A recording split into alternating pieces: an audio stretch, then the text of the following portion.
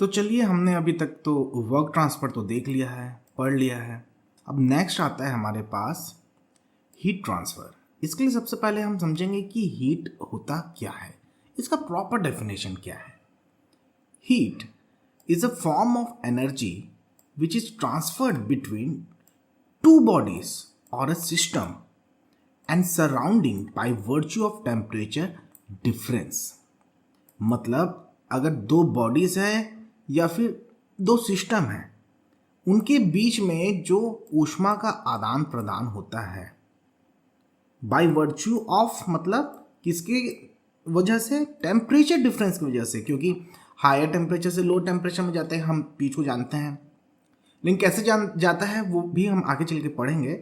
But इसके through ही heat transfer होता है। अगर टेम्परेचर डिफरेंस नहीं है तो हीट ट्रांसफर कैसे होगा, ऊष्मा का आदान प्रदान कैसे होगा।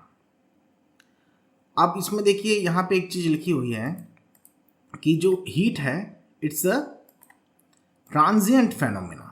ट्रांजिएंट फेनोमेना मतलब है कि इंस्टेंटेनियस होता है, तुरंत होता है। ऐसा नहीं है कि लॉन्ग लास्टिंग है, कुछ टाइम, कुछ लॉन्ग ड्यूरेशन के लिए है। लॉन्ग लास्टिंग नहीं होता, इंस्टेंटेनियसली होता है, इसलिए ट्रांजिएंट यहाँ लिखा गया है।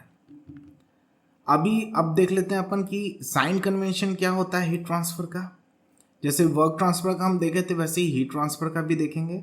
अगर सिस्टम से, मान लीजिए ये एक सिस्टम है, इस सिस्टम से हीट अगर रिमूव हो रहा है तो उसको हम लेते हैं नेगेटिव, और अगर सिस्टम में हीट को ऐड किया जा रहा है तो उसको हम लोग लेते हैं positive. as simple as that. अब ओरिजिन ऑफ हीट के बारे में देख लेते हैं। इसमें कुछ ज़्यादा डीप में नहीं जाएंगे, बस ये जान लेते हैं कि दो थ्योरी होती है, एक काइनेटिक थ्योरी ऑफ गैसेस और एक होते है कैलोरीफिक थ्योरी। ये दो थ्योरी के थ्रू ही हीट का ओरिजिन हमें पता चलता है।